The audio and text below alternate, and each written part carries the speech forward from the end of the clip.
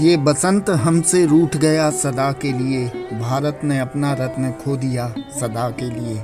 लता जी अब इस दुनिया में नहीं रही, ये सरस्वती का सुर विराम हो गया।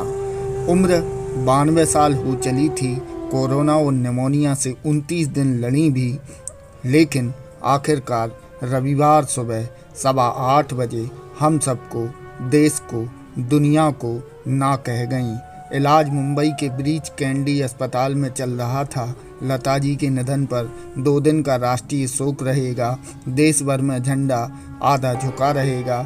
लता जी का पार्थिव देह दोपहर करीब 1:10 पर प्रभु कुंज स्थित उनके घर पहुंची। यहां आम लोग उन्हें श्रद्धांजलि दे सकेंगे। अंतिम संस्कार आज शाम 6:30 बजे शिवाजी पार्क के शमशान घाट में किया जाएगा। प्रधानमंत्री नरेंद्र मोदी भी शाम 5 बजे मुंबई पहुंचकर उनके अंतिम दर्शन करेंगे। उन्होंने ट्वीट किया कि वे कुछ देर में मुंबई रवाना होंगे। हम आपको बता दें कि ब्रीच कैंडी में डॉक्टर प्रतीत समधानी की देखरेख में ही डॉक्टर्स की टीम लता जी का इलाज कर रही थी। इलाज के दौरान उनकी हेल्थ में सुधार भी देखा जा रहा था। उन्हें लगातार ऑब्जर्वेशन में रखा गया। करीब 5 दिन पहले उनकी सेहत में सुधार होना भी शुरू हो गया था। ऑक्सीजन निकाल दी गई थी, लेकिन आईसीयू में ही रखा गया था। लेकिन रविवार को सुबह 8:12 पर उनका निधन हो गया। डॉक्टर प्रतीत ने बताया कि मल्टी आर्गन फेल्योर उनकी मौत की वजह बना है। लता जी लगभग 2 साल से घर से नहीं निकली थी। वे कभी कभी सोशल मीडिया के जरिए अपने फैंस के लिए संदेश देती थी। बढ़ती उम्र और गिरती सेहत के कारण वे लगातार समय समय पर अपने कमरे में ही गुजारती थीं और फैंस से सोशल मीडिया के माध्यम से रूबरू होती थीं। उनके घर के एक स्टाफ मेंबर की रिपोर्ट कोरोना पॉजिटिव आने के बाद उनका टेस्ट कराया गया। 8 जनवरी को उनकी रिपोर्ट पॉजिटिव आई। 92 साल की लता जी ने 36 भाषाओं में 50,000 से अधिक गाने गाए, जो किसी भी गायक के लिए एक रिकॉर्ड है। करीब 1,000 से ज़्यादा फिल्मों में उन्होंने अपनी आवाज़ दी। 1960 से 2000 तक एक दौर था जब लता मंगेशकर की आवाज़ के बिना फिल्में अधूरी मानी जाती थीं। उनकी आवाज़ गानों के हिट होने की गारंटी हुआ करती थी।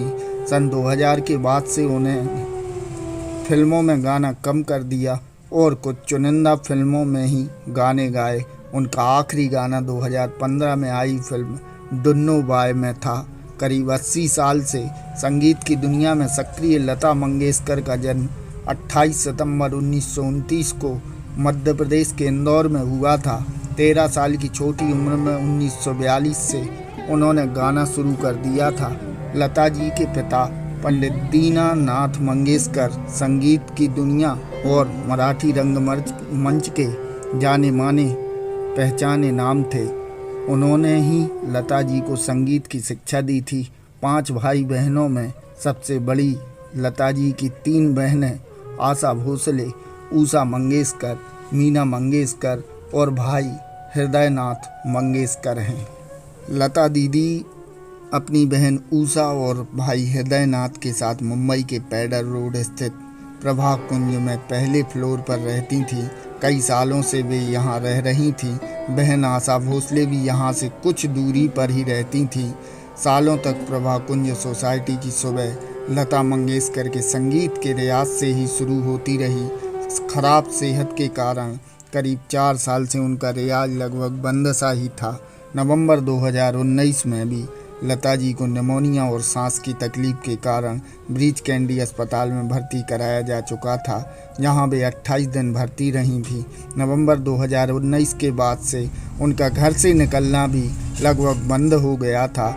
लता मंगेशकर को 2001 में संगीत की दुनिया में उनके योगदान के लिए भारत के सर्वोच्च नागरिक सम्मान भारत रत्न से नवाजा गया था। इससे पहले भी उन्हें कई सम्मान दिए गए, जिसमें पद्म विभूषण, पद्म भूषण और दादा साहब फाल्के सम्मान भी शामिल है। शौर्या न्यूज परिवार लता दीदी के देवलोक गमन पर सादर श्रद्धा सुमन अर्पित करता है।